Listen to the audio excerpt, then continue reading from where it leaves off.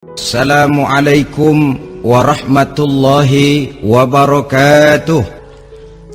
Alhamdulillah, wassalatu wassalamu ala sayyidina Rasulillah, sayyidina wa maulana Muhammad ibn Abdullah wa ala alihi wa sahbihi wa mawalah.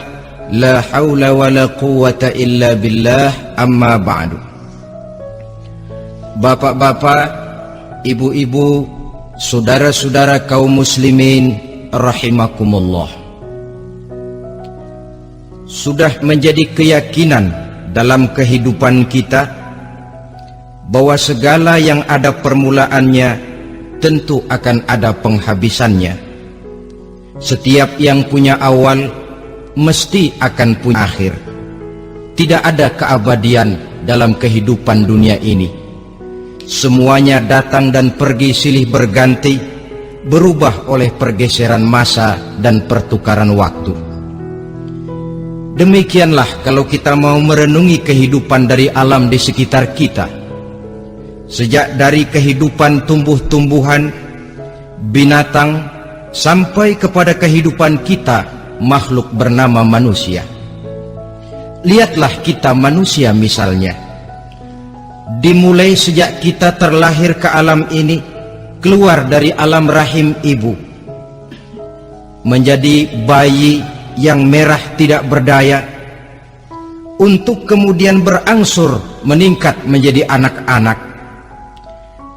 Dari kehidupan anak-anak berubah lagi kita menjadi remaja dengan segala keceriaan dan kelincahannya, dan dari masa remaja naik lagi kita memasuki usia dewasa, untuk kemudian berangsur memasuki hari tua. Lalu setelah kita memasuki hari tua, sehari, seminggu, sebulan, setahun, sampailah kita kepada batas waktu yang telah ditentukan oleh Allah, yang dinamakan ajal, dan bertemulah kita dengan yang disebut maut. Ini merupakan kepastian dalam kehidupan.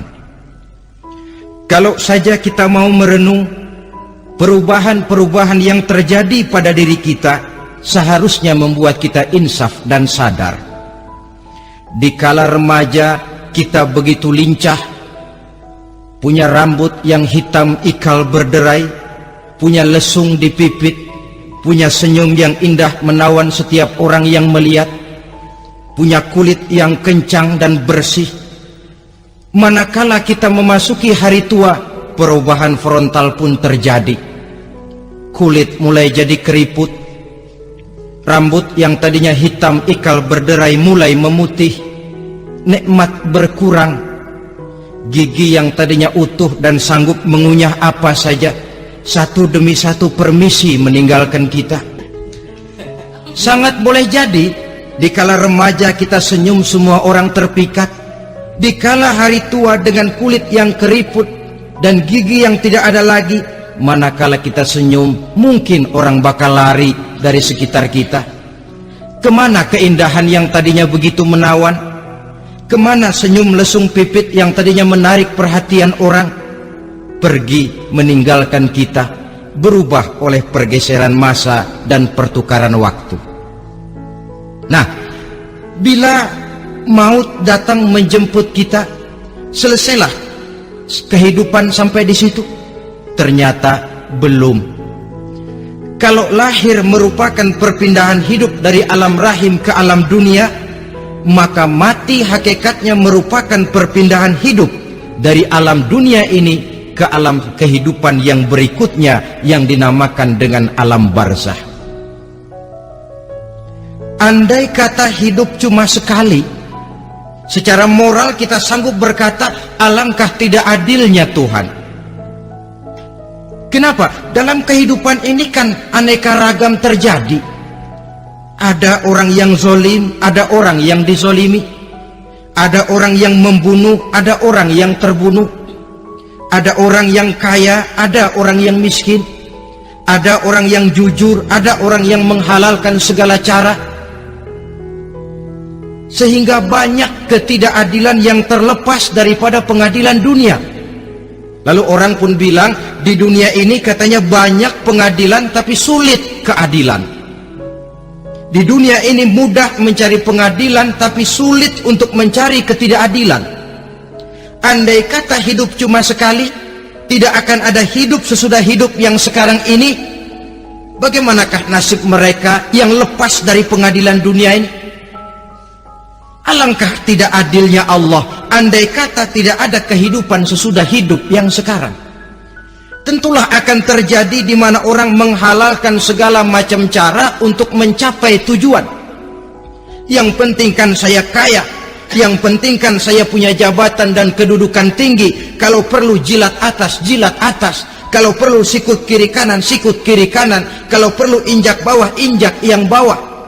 Ini prinsip daripada orang-orang komunis, dan pantas karena mereka tidak percaya kepada kiamat, pantas karena mereka tidak percaya akan adanya kehidupan sesudah hidup yang sekarang ini.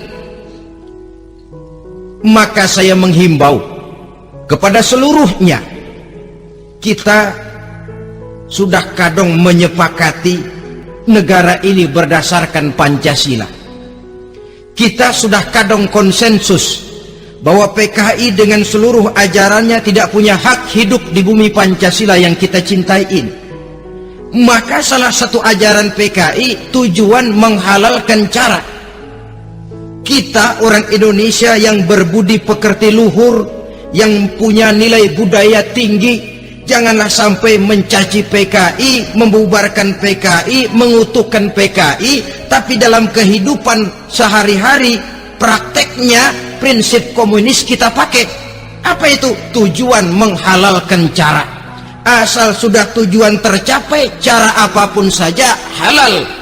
Itu pandangan hidup orang yang tidak percaya kepada adanya hari akhirat.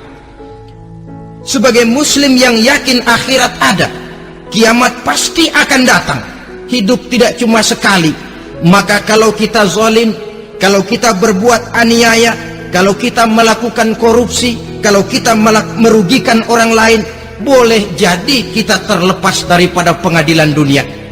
Tapi ingatlah, kita tidak akan pernah lepas dari pengadilan Allah, pengadilan Qadhi Rabbul Jalil, di mana kita akan diadili dengan seadil-adilnya, dan tidak satu perbuatan yang bersifat salah, yang bagaimanapun kecilnya, yang akan lepas dari pengadilan di akhirat itu nanti. Pantas saja kalau satu hari malaikat Jibril datang menasehati Rasulullah sallallahu alaihi wasallam, yang artinya juga menasehati kita semua. Apa kata malaikat Jibril kepada baginda Nabi? Ya Muhammad, ish ma syi'ta fa innaka mayyitun. Hai Muhammad, hiduplah semau kamu, tapi jangan lupa kamu pasti akan mati.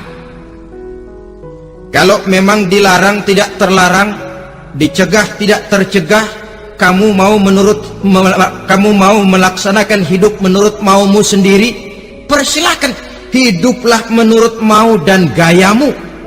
Tapi jangan lupa, fa innaka mayyitun, satu saat kau pasti bakal mati.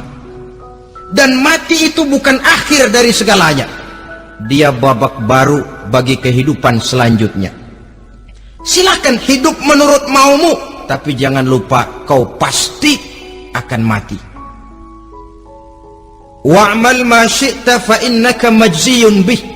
Kerjakan apa saja yang kamu mau. Kalau kau mau menghalalkan segala macam cara, persilahkan halalkan segala macam cara. Tapi jangan lupa kau akan mendapat balasan dari seluruh amal perbuatanmu. Wa ahbib ma syi'ta fa innaka mufariquhu. Dan cintailah apa saja yang mau kau cintai. Kau cintai anak istrimu, silahkan. Kau cintai harta bendamu, tafadhal. Kau cintai tanah airmu, kau cintai pangkat dan jabatanmu, persilahkan. Tapi jangan lupa, fa innaka mufariquhu, kau pasti akan berpisah dan akan meninggalkan segala yang kau cintai itu.